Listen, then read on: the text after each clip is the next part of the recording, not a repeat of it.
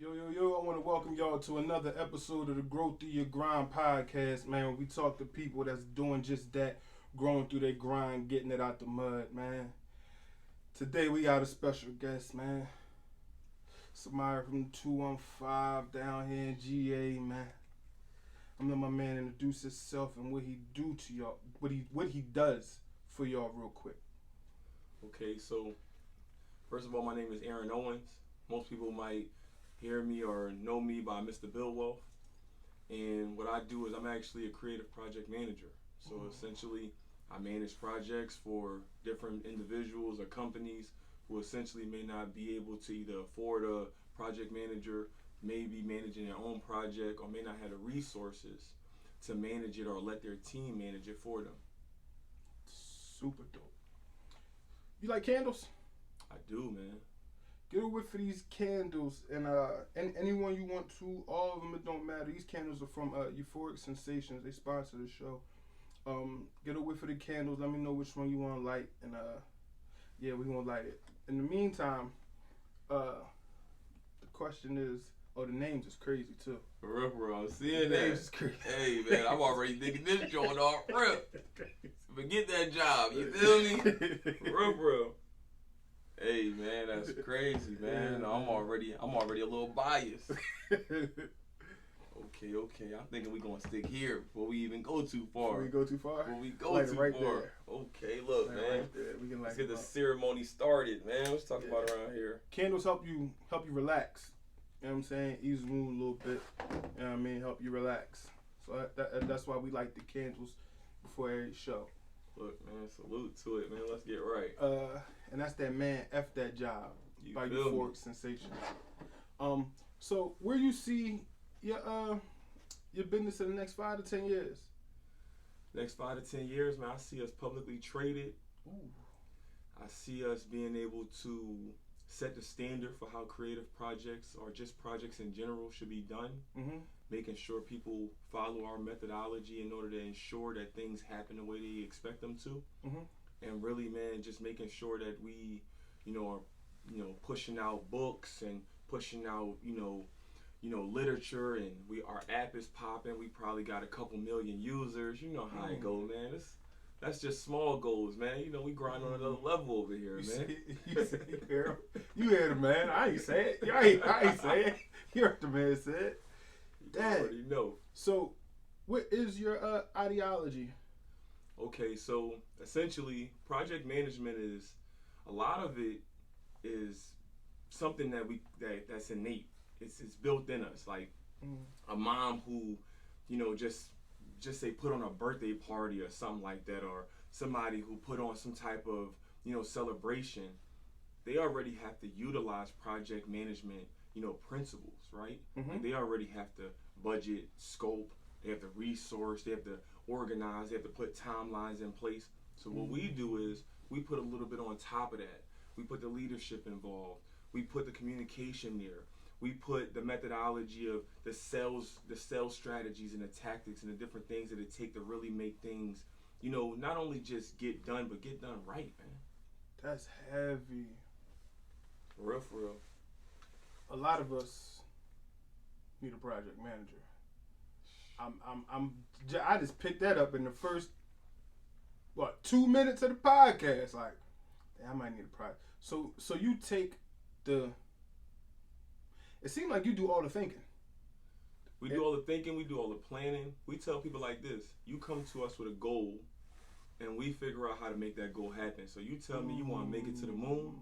My job is to figure out how long it's going to take, how much it's going to cost, who you're going to need to bring on your team and to make it happen.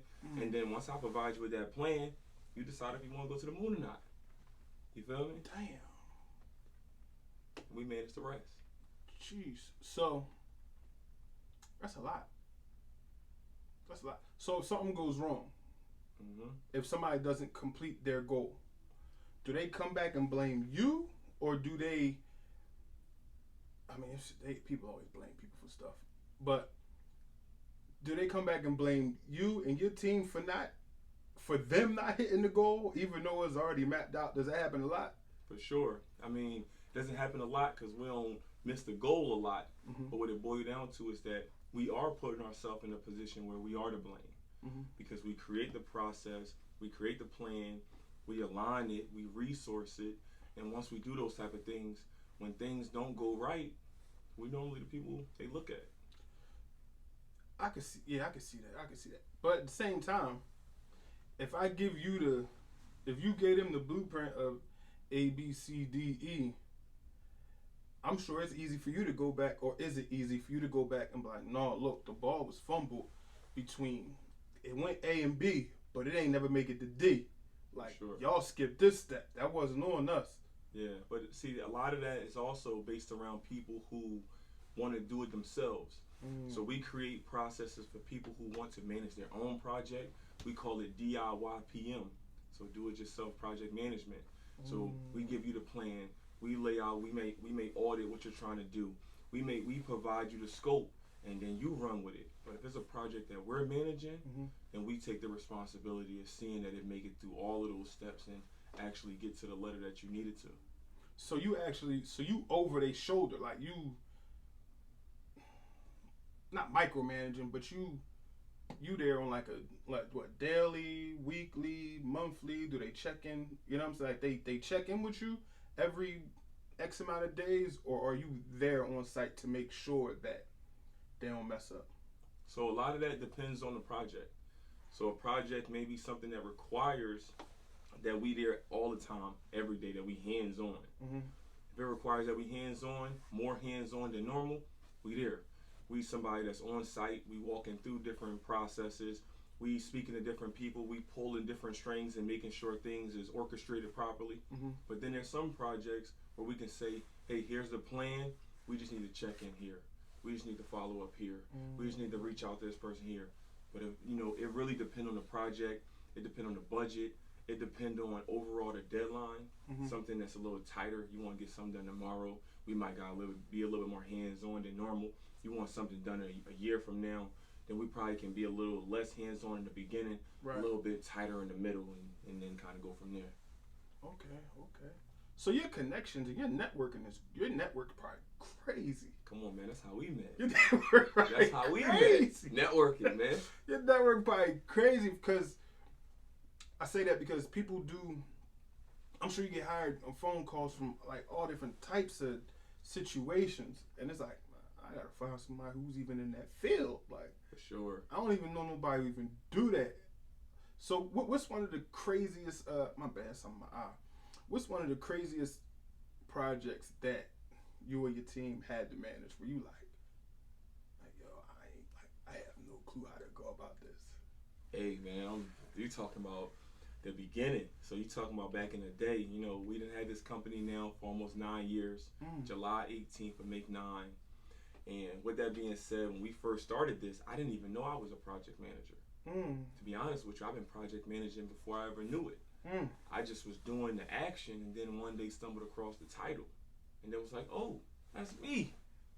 Let me go ahead and really start putting it in place. Okay. You know what I'm saying? Okay. But in reality, I landed projects that essentially, people wanted me to do different things. They want me to facilitate them. They knew I had network. They knew I had connections. And they stopped asking me to just connect them with people. They started asking me to manage it. But I didn't, again, know I was a project manager yet. I was just kind of going with the flow. Right. So for me, when you think about a project that I really had some, it was really a crazy project. A lot of it was when we first started, just really learning what it took to actually make things happen. So, for instance, this particular project I'm thinking about, this project person gave us like $10K, told us, hey, we need a website done, we need branding done, we need some marketing taken care of. And the whole project went almost super crazy because we didn't know how to set expectations properly. We didn't know how to receive information from them, do our due diligence properly, so that we can make sure that the people who was doing it did it right. So, that project ended up spiraling out of control, because essentially we ended up showing the customer some stuff that we managed properly on our side, right? But because we didn't collect enough information properly, we ended up providing them something that they didn't like. Enough information from the customer, you talking about, right? From the customer. Because when it comes to managing a project, you got the stakeholder, you got the person who's doing it, and you got the person who's managing in the middle.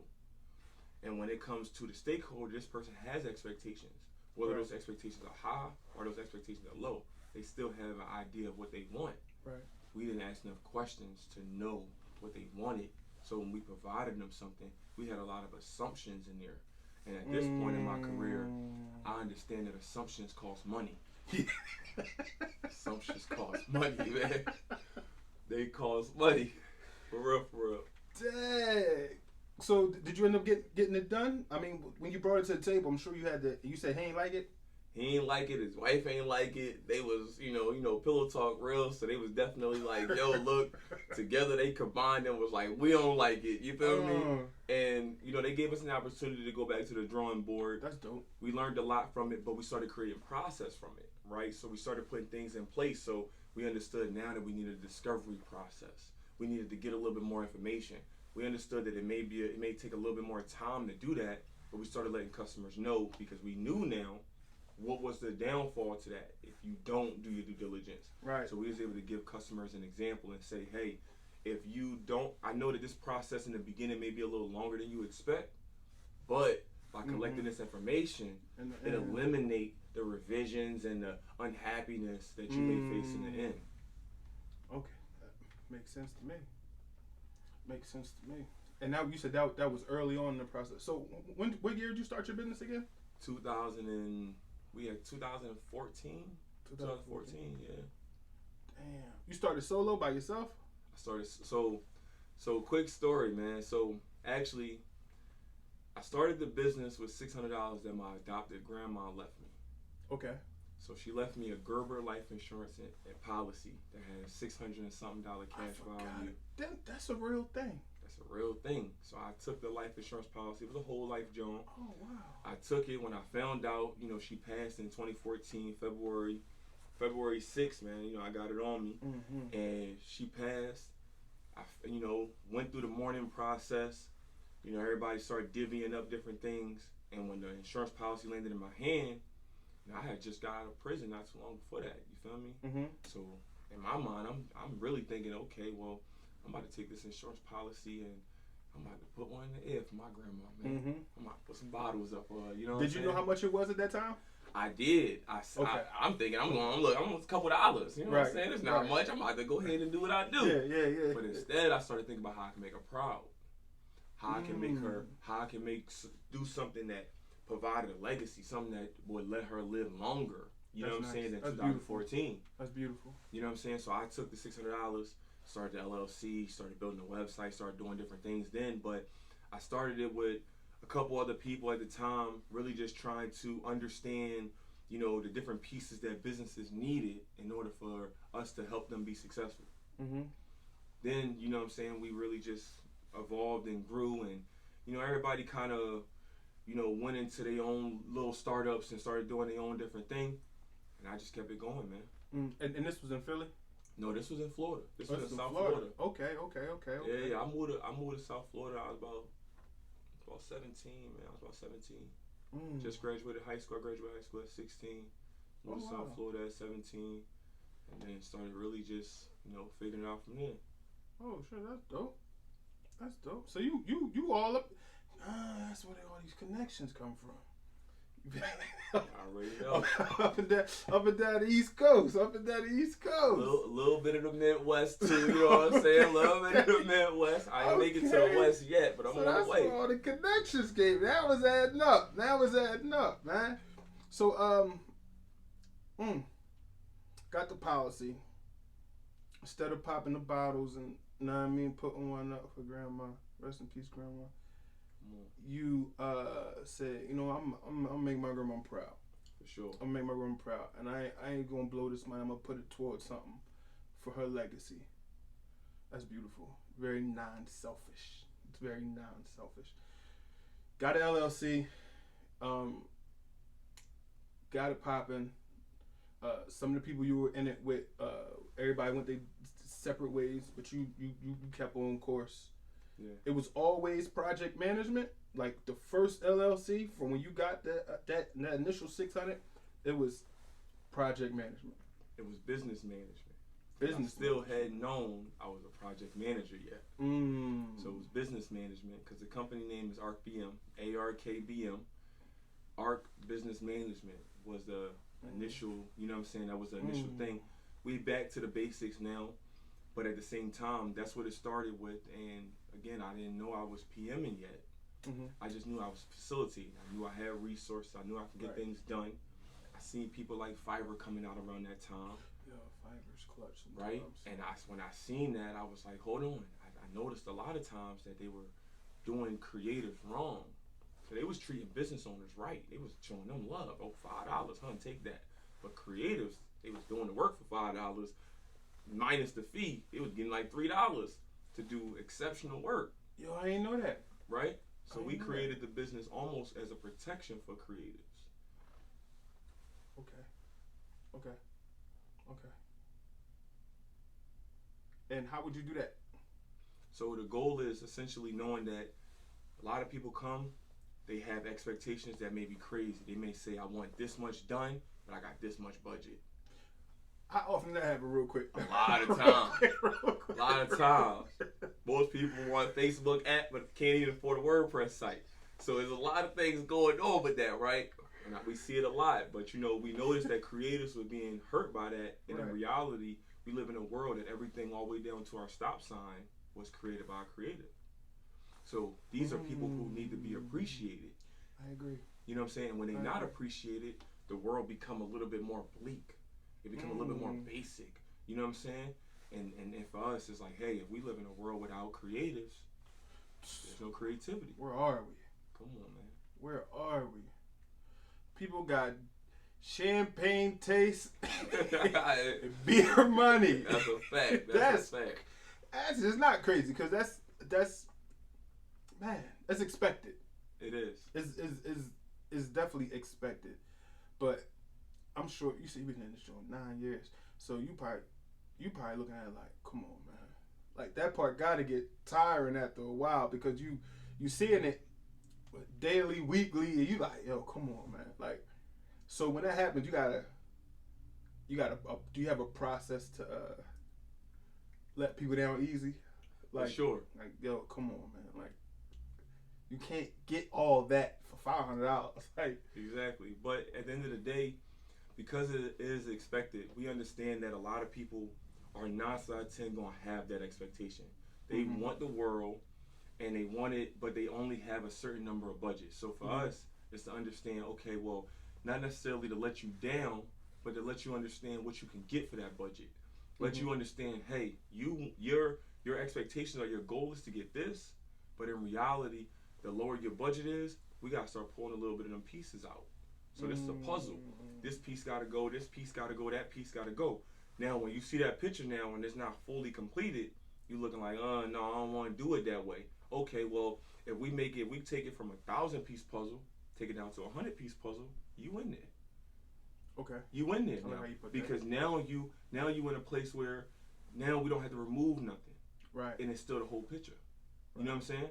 And that allows people to understand that, okay, bet. Now, not only can we get what we want done, but we can phase it out. So it's cool to say, hey, I know you want to do $1 million worth of things and you got 10 grand. Right.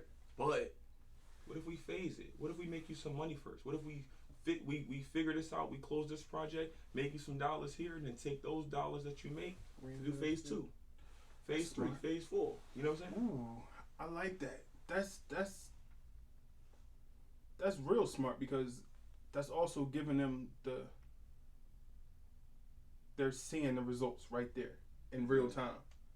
So they shouldn't have a problem throwing it right back and reinvesting it.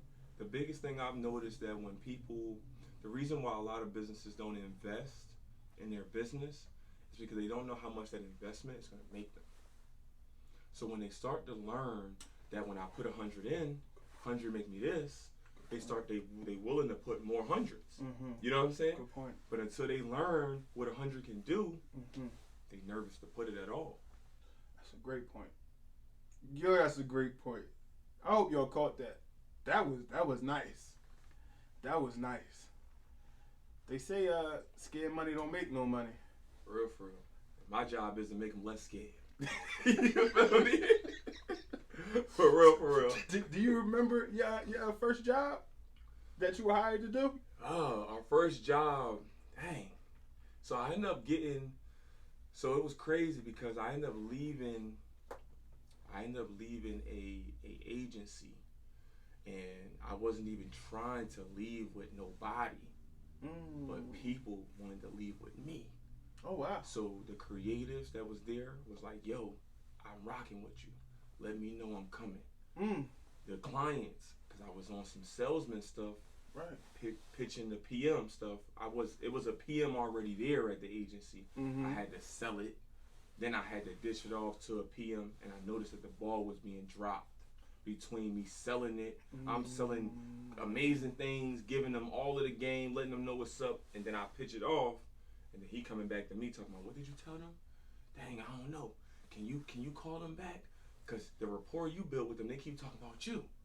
So I'm like, well, hey, it's seeming like there's some disconnect here. Yeah. So with the disconnect, I really started noticing that I needed to make a little different move. You know what I'm saying? And when I did that, a lot of people decided that they wanted to be a part of that. A lot of customers said that, hey, not only are you selling me on this thing, but you advising me and giving me game on how I can make it better. So when I did that, honestly, I ended up getting about almost everybody in my pipeline at that time. Oh wow! They came with me. Ooh, so my first project was really like 4 or 5 projects at the same time. So it was a little difficult to narrow it down. But at the same time, it definitely made me understand that the selling side was just as important as the project management side. Because sometimes you disconnect the two, and in most environments you go into, there's a person selling it, and then there's a account manager or coordinator or director or whatever he is. That's the person that's facilitating it. Right. These people are 2 different people. Imagine somebody selling you something and then ditching you off to somebody else. You like, hold on, what happened to Bobby? No, that's a fact. You know what I'm saying? That's a fact. That's what we noticed. Damn. Yo, we all need a project manager. Everybody. We own the trademark, just so y'all know. If you don't have a project manager, you are the project manager. That's fully trademarked. If y'all want to license it, holla at us. We can get that to you. But what it boils down to is if you don't have one, you are the one. You are the one putting it together. That's business right there. For real, I like that. That's dope. Congratulations on owning that trademark. I appreciate that. And that was smart too. Very smart. It's just a true statement. Very smart. Jeez. Y'all don't want to hear none of y'all saying that, man, unless y'all license it, man. My dog need a check, man. Look, man, cease and desist on the way. What are you talking about? Check, attorneys is there, you feel me? Damn. For real though. So, what was you doing before you became a project manager? Like what was your what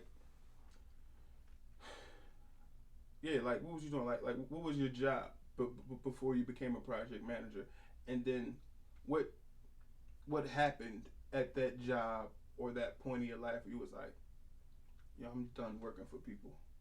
Okay. I'm doing this on my own. So really, I started my career in sales. So I was doing a lot of sales. Okay. Selling different items. I mean, I done sold door to door, man. Had to do 100 houses a day, knocking on doors just to feed the family. You know what I'm saying? So I done been through that world, but a lot of it where I made the transition was the job I was telling you about. When I really noticed that there was a disconnect between the person who was selling it and the person who managed it. When I noticed that there was a difference, I said, oh no, I need to keep the whole deal. I need to be the one who bring the deal in and hand hold the customer along the way. And when I noticed that and I left there, immediately I started doing that. So you need the whole A through Z. Exactly, because I was pitching it maybe A through G and somebody else was dropping the ball to Z. They were never making it because they were literally, they coming back. Because again, when you sell something, you build rapport. You start talking to people. You start letting them know what's going on. You start giving them ideas. You talking to these people. I mean, I had a follow-up sequence, so I'm talking to people every 2 days almost. I mean, these are big deals. These $10,000, $20,000 deals on a, I'm saying this is, we're talking about 14 years ago. You know what I'm saying? So in my mind, I'm like, hey, if I sell this deal, or I know what it take to sell this deal, when I sell it and I dish it off to you, and then they calling me back unhappy, you messing with the money. That don't make sense. You know what I'm saying? Yeah. You mess with the client, you mess with their expectations, you mess with what they thinking, and I can't really tell you every single thing we talked about in our conversation. Right. I can't really regurgitate that information. I can leave some notes, pipe drive, all these different things, hub spots, all these different things. I can do that. Mm-hmm. But what it boils down to is, it's gonna be some things that I just can't pass on. Right. And if you don't have a relationship with them, they're gonna be wanting to call me back anyway. And when they do, you looking at me crazy because you like, hey, I'm the PM. And I'm saying, well, I'm the salesman. They want more stuff. I'm trying to sell them more stuff. You dropping the ball on the stuff they already paid for. I couldn't let that happen. Jeez. I had to let that sink in real quick. That was heavy. Heavy, man. That's what we doing over here, man. I was heavy. I had to let that sink in real quick. Jeez. So, when you, damn, I'm just thinking. My bad, I'm just thinking. What's like some of the easiest work where you like, oh, that's easy. Or like the easiest job that you got and you like, and like the customer's expectation was like a month. You like, a month? Man, we get that done in a week. For sure. Something that was like super easy. So something super easy would be, I mean, honestly, I can think of a lot of things that's super easy at this point in my career. But I would say, give me a few. Okay, so I would say, branding projects. I would say, web projects. I would say maybe some marketing. I would say these things to me, when I think about them and I think about the things that it take, a lot of them are wash, rinse, and repeat. It might be different businesses, but the strategy remains the same. You know what I'm saying? So once you get through it and you overcome the hurdle, then you start saying, hey, well, this is just a different name. This is just some different colors. This is just a different domain. You know what I'm saying? This is just a different strategy. Yeah. But, the game plan essentially remains what it is. So for me, to give you a little bit more detail, I would say, when I think about what it takes for, businesses to make money, I think that when it comes down to making money, a lot of times that could be easier than what we think. We think that it's more difficult, what I'm saying? And when it comes down to making money, a lot of times they revolve around, so we're going to start with the brand. You need a brand. You need to understand what that brand is going to be doing. You need to understand how that brand is going to go. You need to understand who you're talking to. You need to understand how much, what's your pricing target, who you're trying to reach. You need to not only now, once you get those little things in place, you need to understand and make sure, first of all, we need to really ensure that you don't put no eyelashes in that brand. Don't put no extra things in there, right? Don't allow yourself to build a brand that's not comparable to the peers that you wanted to sit beside, right? So a lot of times we build brands that, may only work for this community or work for this area or work for this niche. And for me, a lot of it's wash, rinse, and repeat, where it's like, hey, who you want to reach, how you want to reach them, how much you want to charge, what's the value you bring into them, right? How can they find you? Why would they want to find you? Where can they find you? Like, you start to take them through almost a checklist. Once you reach to the bottom of it, it's like, hey, now at the end of the day, now you got a product, now you got a brand, now you may have a landing page, now you got a funnel. Now the marketing campaign is a little combination of all of that and execution. And y'all stick around for the execution. For sure. We execute. Y'all execute. We the one who execute. You're so right. If you want to do something like branding, just say those 3 examples I gave, branding, web, marketing, we're going to find the graphic designers for you. We're going to find the web designers, web developers, UI, UX, depending on how in-depth this is going to go. What's UI, UX? What's that? So just that user interface, that user experience. So you build things, but you want to build it and make sure that it complements how people already move. So if person is already used to a button being up here, you don't want to make something that a button is down here. Makes sense. Right? You want to make sure that when they go through that experience, it gives them a familiar feel. Right. Right? Makes sense. So that user experience, that user interface allows them to know that this is comfortable, but it's different, right? So it's your business, but it got that feel that make them feel like, oh, this is simple. Boom, boom, boom. Click that. Right. I'm done, right? So now, not only that, but you got that marketer. We gonna find that marketer. We gonna find that copywriter for you. We gonna find all these people who gonna do all of those things.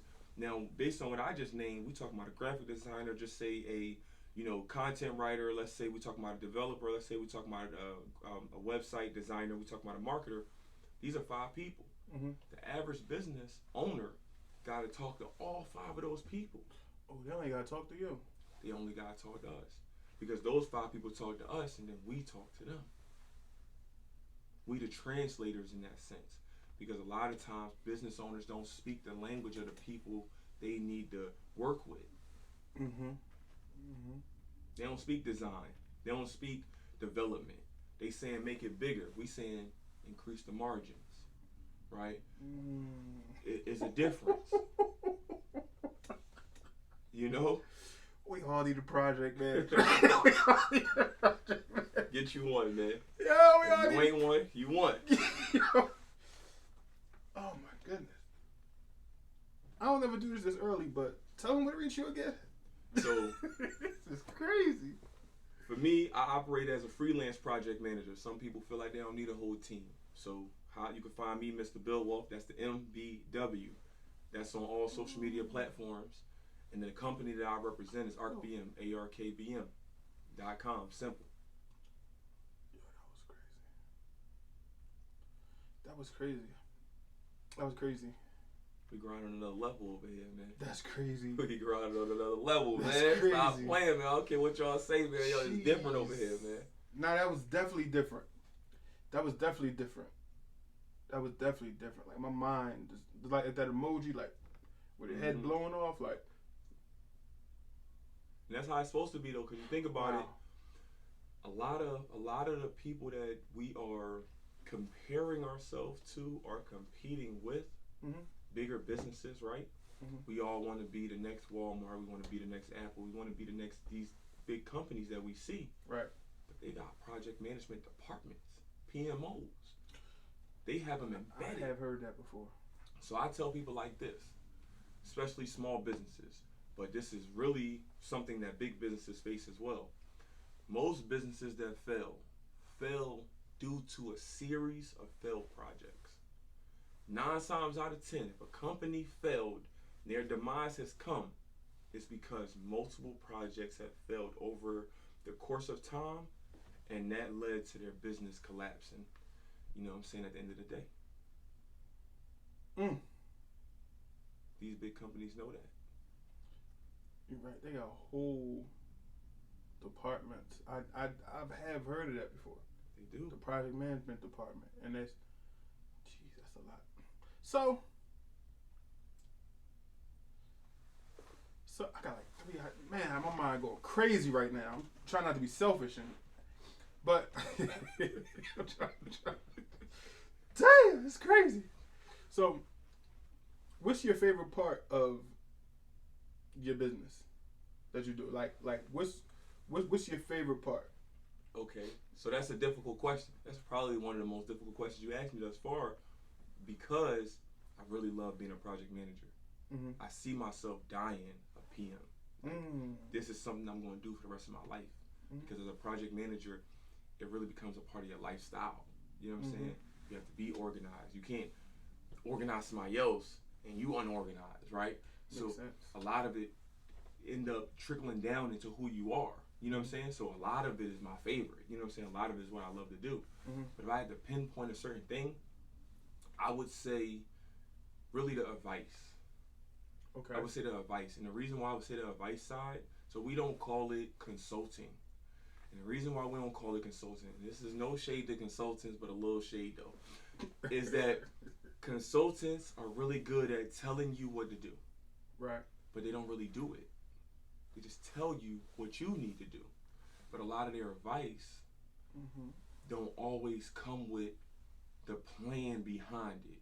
So when I advise a person, I'm advising them based on what I know can happen, what I know can get done, how much I know it costs, right. how long I know it's going to take, how many people they're going to need in order to get it done. So for me, when I advise a person, it's one of my favorite parts because it gives them the information for them to hopefully do it again without me. And that's important because now they start to learn. Right. They ain't just dependent. They're Right. learning. They're Right. retaining.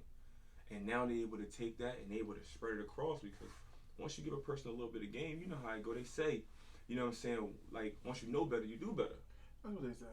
That's what they say. So my job is to give you the information so you know. Now if you do better, that's up to you. Right. But I gotta at least give you the information. So it's my favorite part that if I give it to you, knowing that you could take that and really run with it. They say, what they say, you can lead a horse to water, but you can't make him drink. You can't make him drink, man. you can lead the horse to water, but you can't make him drink. Hey, man, this man is dropping some very useful information. And man, I hope y'all picking up what he dropping, man, through this forest, because he ain't dropping breadcrumbs. That man dropping jewels through the forest. Yeah, What are some ups and downs that you have experienced?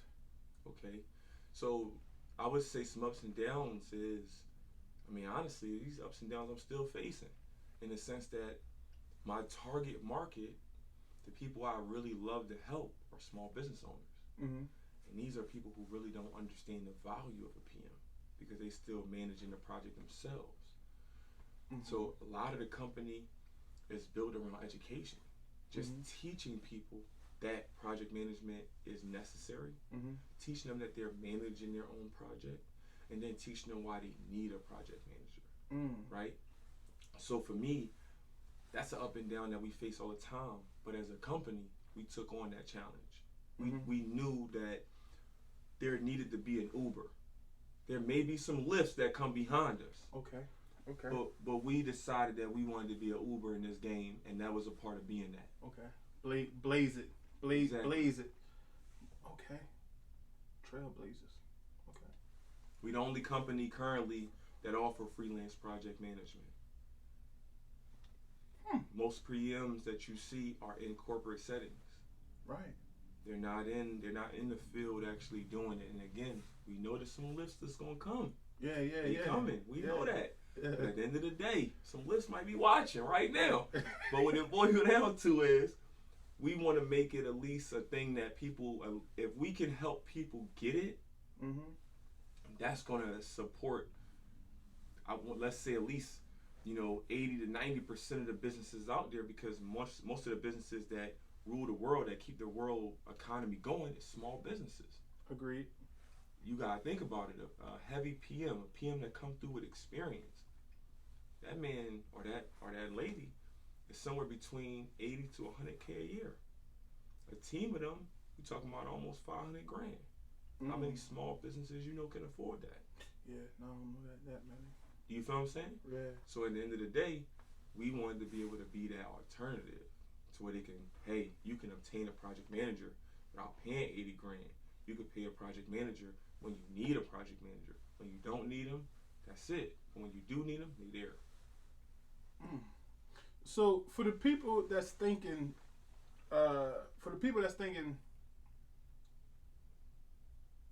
man, so I hire a project manager, I ain't gotta do nothing. I just sit back and let them do all the work. That's how I go. That's accurate. So I mean, after we collect enough information to know what you want us to do, then we go. So we do our due diligence. Again, you come to us with a goal. You don't need to come to us with a plan. You come to us with a goal. You say, hey, this is what I'm trying to do. We understand everything that it makes sense, that it takes to make it make sense. We understand all of the people. We understand the numbers. We understand all of these different things. We make sure that expectation is set, and then we go. And all you have to do, yes, no, maybe. The rest we got from there. I'm about to get a project manager. I don't know about y'all. Yo, look, y'all need to get one too, man. Manager, Stop playing. Damn, that's crazy. So, it seems like it really ain't no excuse for people to not start a business. It's not. And project management is much more affordable than people think, because for us, we charge a percentage of the budget. So if your budget $10K, we charge a percentage of that. Your budget, $1,000, we charge a percentage of that.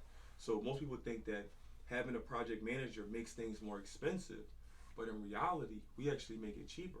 Cause you're getting the bread right back. But not only are you getting bread right back, but we got relationships. So we got connections. So what you might pay $1,000 for, we might only pay $5 for. They may be willing to let us, actually, hey, you come to us with numbers. You bring 10, 20 businesses to us. Right. So we're going to give it to you for the low. Right. Where you go to them, you one business, one project. Yeah. They're going to charge you the max. Yeah. Right? You might got a little wiggle room to negotiate, but we got the relationship. Not only do we have the relationship, but we got the standard. They already know that we don't play the radio. They already know that we want it quality like this. They already know that we want to maintain the budget. We want to go under budget. They know that we want to meet the deadlines. They know these things already. So the people that we work with, they adapt our standards, our quality. So it's not only cheaper, it become better. And then you got two sets of eyes, because this was a graphic designer that was doing your branding before. Now he got a PM who overseeing, and that PM is saying, I don't know, maybe we should move that over a little bit.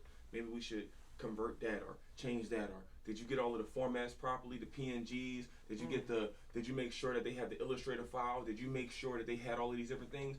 Where if you don't speak their language, you might not even ask these questions. Because you ain't even think about it. You don't even know to ask them questions. Exactly, because you expecting that they supposed to have all the answers for you. But in reality, a PM is there to be your protection as the business owner and to protect the creative that's making it happen. Because we not biased. If anything, we biased to the project. Right. The goals of the project. Right. So we making sure and holding you accountable. Hey, yo, you said you wanted this. Now you kind of change your mind a little bit. We got to figure out how we can get back to what you said. You starting to scope creep a little bit. That's what you call it in the industry. Scope creep. Meaning that you decided that this was the plan, and then you starting to sneak different things in there that weren't a part of it. We watch out for that. Hey, maybe we need to make that phase 2. Or we notice that, hey, we stopping you from scope creeping, but we making sure that they actually manage the scope. They actually hit the scope. Right. Hey, this person wanted 10 things. You only give them 9. We need all 10. So this is a balance. For sure. Balance. What's somebody say? Level spell level backwards is level. Keep everything even. Come on. Levels is good. And it's a different level over here, man. So, speaking of balance and leveling, how do you balance home life and work? That's a good question. I think that as I said before, that PM life start to come over, bleed over a little bit, and so it definitely, especially in a world where we are having to inform a lot of customers before we start reaping the benefits of our labor. Okay. We go through that grind, we go through that sacrifice a little longer, right? And families start to they start to feel it. They start to notice that, hey, you working a little longer. I thought that this was only going to be a couple months, maybe a couple years. You've been at it for a minute. And so having to balance that is definitely a difficult thing. To be honest with you, I'm still managing that. I'm still working on that. But I will say that what I've learned to do is have certain cutoff times. Start to have certain days that, hey, this day I'm going to dedicate to knocking out this. I'm going to talk to my family. I got 3 kids.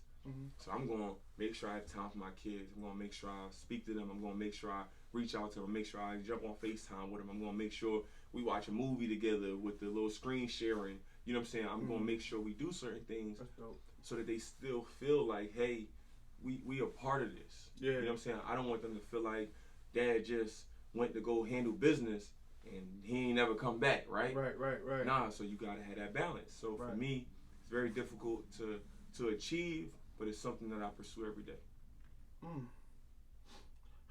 What's the most projects you have took on by yourself? Like, I mean, like at one time, because it seems like you have the possibility to like be spreading yourself real thin, like real thin, and like you said, it's hard to have time for the babies. You know what I mean? For the kids, like. So, two-part question: how do you manage, or excuse me, pardon me? What's the most jobs you had at one time, and who do you go to when you like overload? Like, yo, I need this. I'm about to go crazy. It's too much going on right now. Okay, so to answer the first question, I look at managing projects almost like owning a daycare. A daycare is not going to take on more kids than it has staff, and it's ratioed out. This many staff can manage this many kids. Correct. Right? When you get too many, they know that they can't accept any more children, right? Right. So for me, it's times when I've had 25 projects because those projects were easier projects, less commitment, require less from me. I was able to be a little bit hands off. But then if I have all hands-on projects, I may only be able to do 5, 7, right? Where I know that I got to be so involved, but these are also bigger projects, right? So in reality, it's ratioed out. I've had times when I've had 25 to 30 projects, and I've had to hop off one to hop on another and go from there. Yeah, that's what it sounds like. Right? But then I've had times when I might only have 7 and they require just as much work as 30. I can see that. Because they might have 30 moving pieces, where this 30 only had one apiece. You know what I'm saying? So it changes a few things. So it really varied. But honestly, man, I done had 10 projects that felt like 100, man. You know what I'm saying? For real. They feel like 100. Now, to answer your second question, so I have a really dope second in command. Her name is Renee, but I call her Rinka. Shout out to you, Rinka. Shout out, Rinka. What up, Rinka? You feel me? And now when it comes to her, look, man, she's somebody who take a lot of the stress off the plate. Beautiful. She bear a lot of the burden. Beautiful. She handle a lot of things, and she keep me down to earth in the sense that just understanding that, hey, you know, sometimes we feel like we can do everything, you know? Yeah. And then she say, well, what about this? And I'm like, dang, here you go being rational. You know what I'm saying? And I gotta think twice. You know what I'm saying? Reel you back in real quick. Oh, come on back in real quick. Exactly. So, you know, for me, she's someone that, I mean, man, sometimes we spend hours on the line talking business. She let me decompress. She doing the same. But that's what keep us going, because we have time, just like the other day, we on the call together. We both working at the same time. 2 different things, but we working at the same time. And we bouncing ideas back and forth off of each other. We talking about different things that's going on, and those type of outlets necessary. You know what I'm saying? You need those type of outlets. That's why I asked, man, because it seemed when you was, explaining everything, I'm like, damn, yo, that's a lot. It is. That's a lot, because you're dealing with, I don't know, tell me if I'm accurate. You're dealing with people's problems. Exactly, and you the problem solver. Yeah. It depending on you to solve the problem. You're dealing with a lot of people's problems, and it's like, all right, almost like a psychiatrist, kind of. No disrespect to anybody in that field.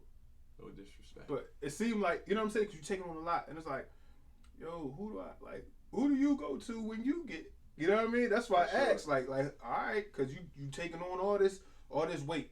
You got this person complaining, this person complaining, this person happy, this person happy, this person happy. But them few that's complaining is like, come on, man, like, you nitpicking.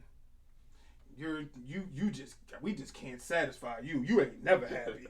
Like, you know what I mean? And it can be a lot on us, you know what I mean, at a time, because some people, I don't know if you like this, so I'm not gonna say you, but some people focus on the negative. Sure, you know I think a lot of people do. I mean, I'm a cup half full type of person. Me too. But what it boils down to is that I gotta remember my why. So my why is my children. As a man, right? A lot of the things we do are for others.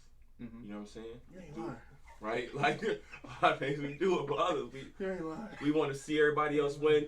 Yeah. Like I tell people all the time, the same way a woman, takes pride in seeing you eat her food is the same way a man takes pride in knowing his family is taken care of. Yeah. Right? That's a fact. So as a man, when my children are also someone, they're a source of my energy. Mm-hmm. I get on the FaceTime my daughters. Mm-hmm. I talk to them. Shout out Jada. Shout out Azori.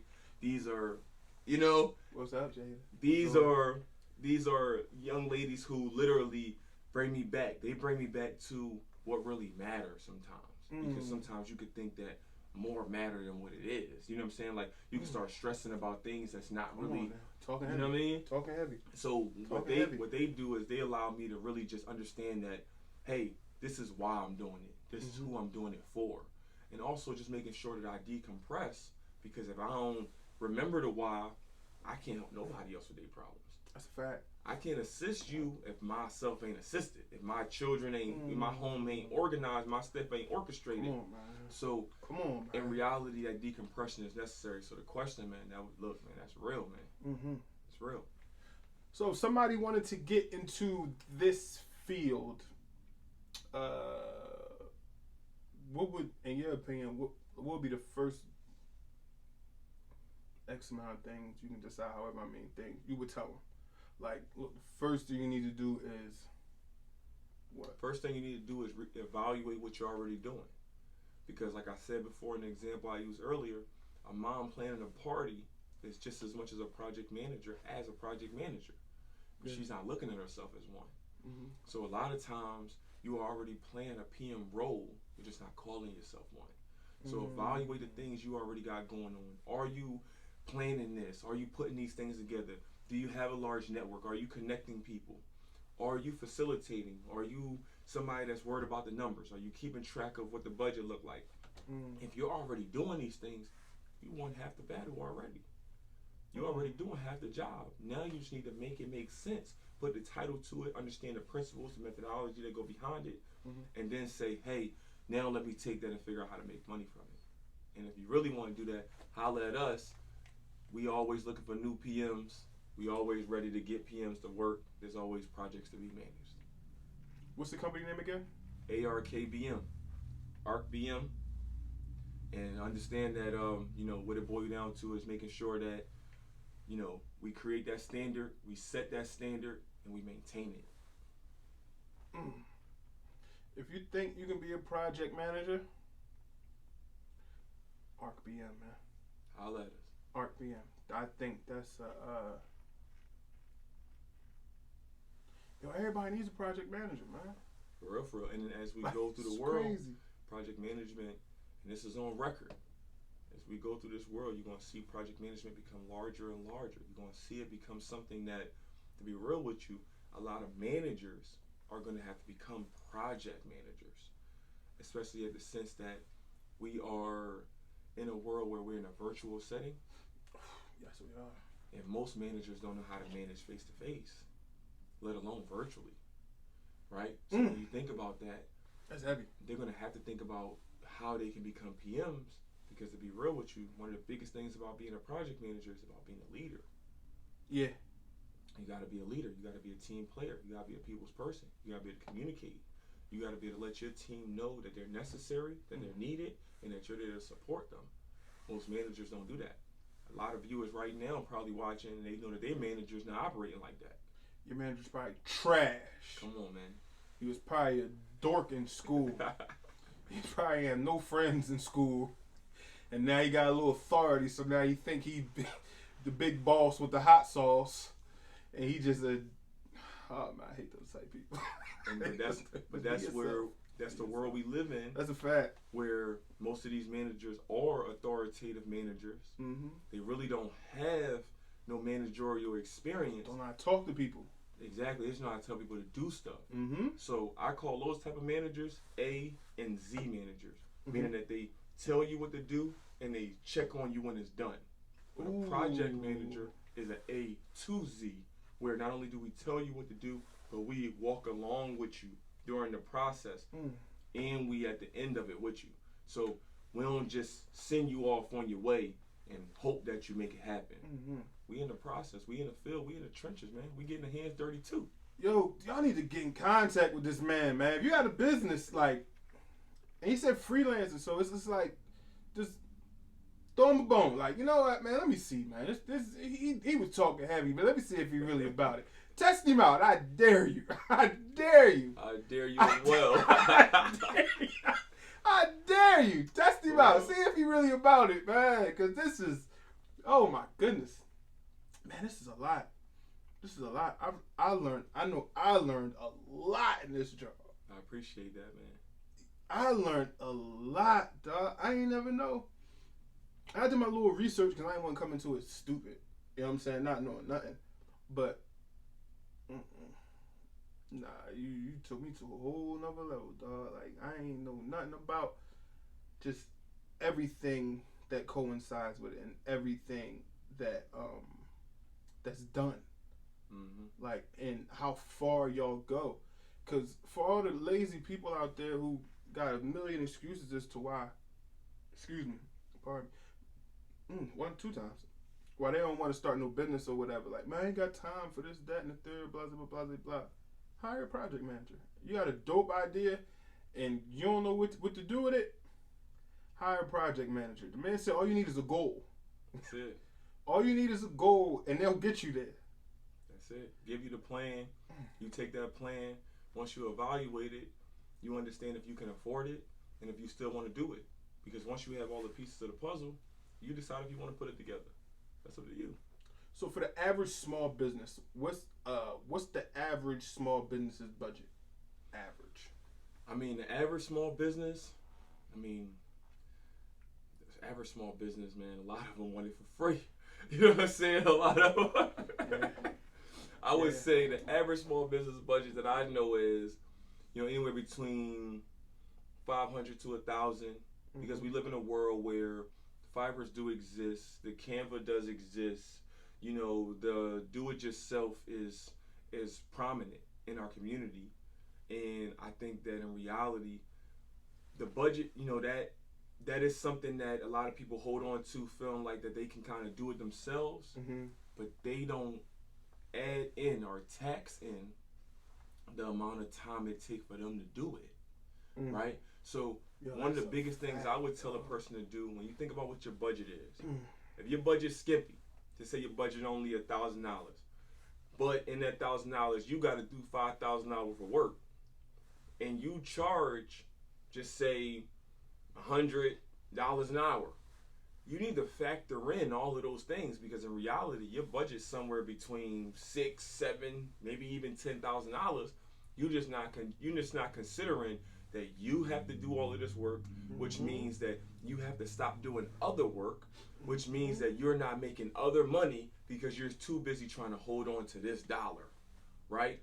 And in reality, what project management allows you to do is to relinquish control so that you can control more, so that you can facilitate more. So you gotta think about it. Do you want a whole nothing, or do you want a portion of everything? And some people will hold on so much to the nothing and not understand that, this nothing is not really getting me anywhere. And you start blaming it maybe on this person and that person, not understanding that you're taking on roles that you don't do. You got Canva, but you're not a graphic designer.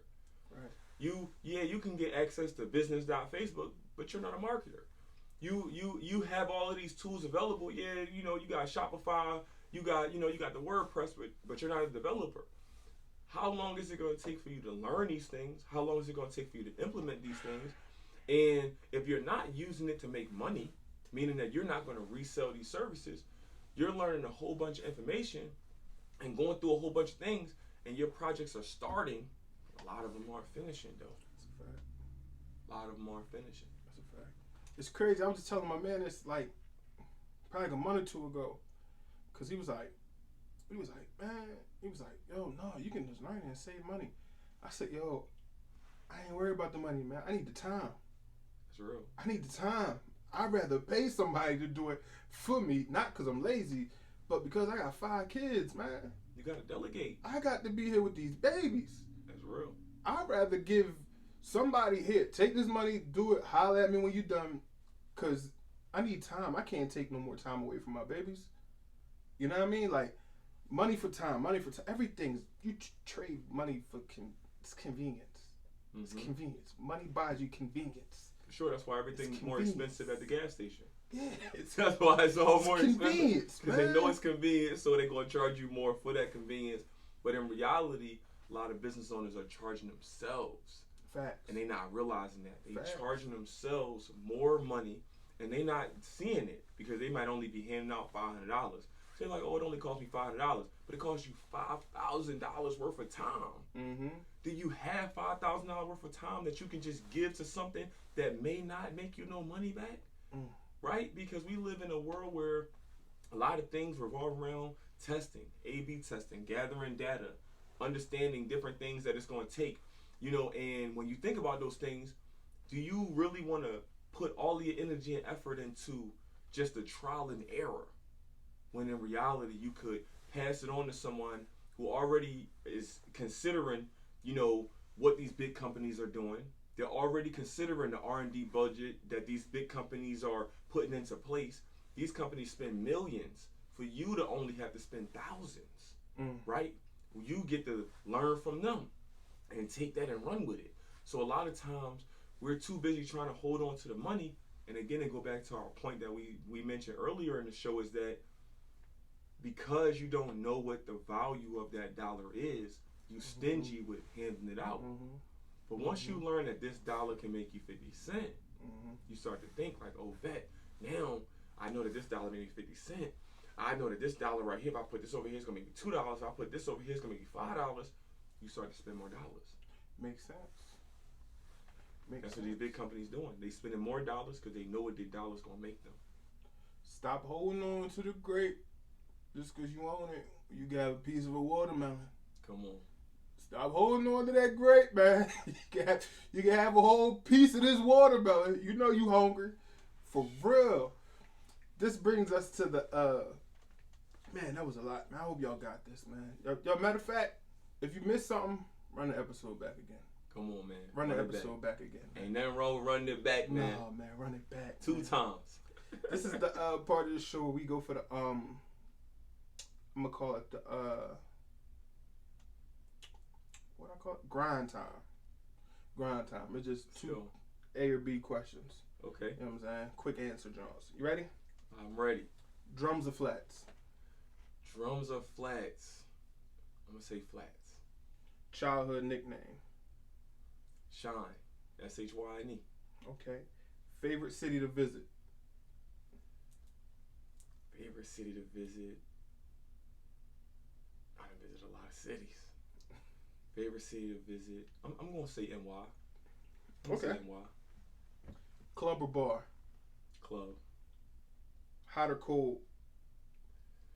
I'd rather cold because I can get hot. Cooking or ordering? I'm cooking. So I'm plant-based. So really, I don't eat flats or drums. Oh. But I make something out of mushrooms, though. You feel me? For real, it's going to be flat. So I dig it. You feel me? I dig it. Drunk or high? We're going to put something in the air, man. Let the sword go with you, man. Okay. All right, go. Blue cheese or ranch? Ranch all day, man. Okay. What's your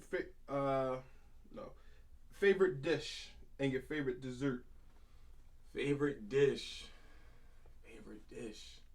Oh, man, I'm torn between Haitian food and American food real quick.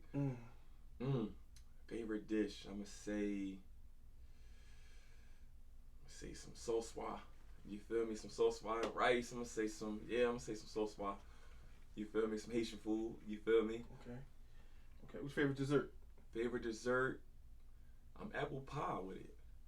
Plain. Let's keep it simple, man. Apple pie good, though. Apple pie is good. With or without ice cream? I mean, I'm with the basics, but I like the ice cream with it, though. I ain't gonna lie. Especially some vanilla. That thing be... It gotta be vanilla. That thing It gotta be vanilla. It gotta be vanilla. It gotta be vanilla. Okay. Sleep with or without socks?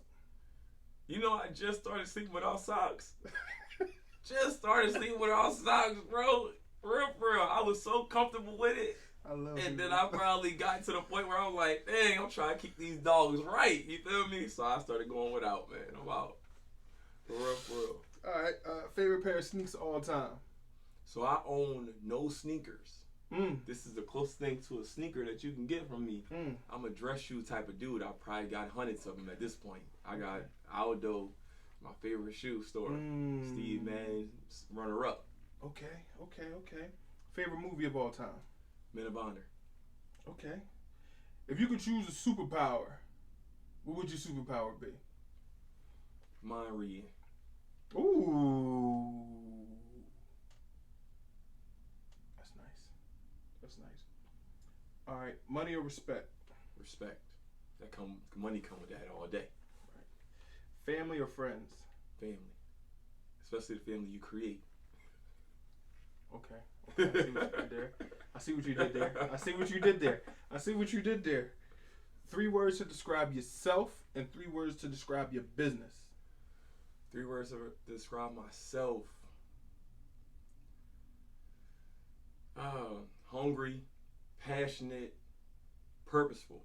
To describe the business, I would say creative project managers. Ooh. Last question, man. What do you want your legacy to be? I want my legacy to be ingrained and attached to what it takes for businesses, especially businesses within our community, to succeed and compete with the peers, that we essentially aspire to be. That's dope. Oh, 6 months or a year, we'll have you back on the show if you cool with that. I'll let you choose 6 months or a year. Come back and then we're gonna take it from here to then and see if anything changed. Well, I know a lot going to change. I know a lot going to change, but you know what I'm saying? See the growth. For sure. From here. I would say 6 months, because in 6 months we're building a project management app that's comparable to Asana and Slack. It's like if they kind of like you combined them if they had a baby. We essentially are building, that first ever project management app where you can request a project management service if you ever get stuck. So in 6 months, that'll be completed. It'll be tested. It'll be fully launched. And I'd love to be able to display that and let y'all know that we here. Get y'all some type of special discount code to get on that. That is nuts. Well, jeez. Yeah, I know y'all got a lot of knowledge, a lot of know-how. Damn, that was heavy. There's a lot going on in this episode, man. I know y'all enjoyed it, man. If not, listen to it again, because you probably missed something. And again, man. Yeah, man. Keep listening to it, man. For real. Tell them where to reach you at one more time, Doc. So at Mr. Bill Wealth is my personal page, at ArkBM, ARKBM, on all platforms. Appreciate you, man. Thank you for your time, dog, and dropping Appreciate you as well, man. Jeez. For real. Look, man, it's coming. I see it. We on another level over here. And we really in the trenches, man. Yeah, man. We in the trenches. It's been another episode of Grow Through Your Grind podcast, man, where we talk to people that's doing that, man, growing through their grind, man. This was dope, man. See y'all next.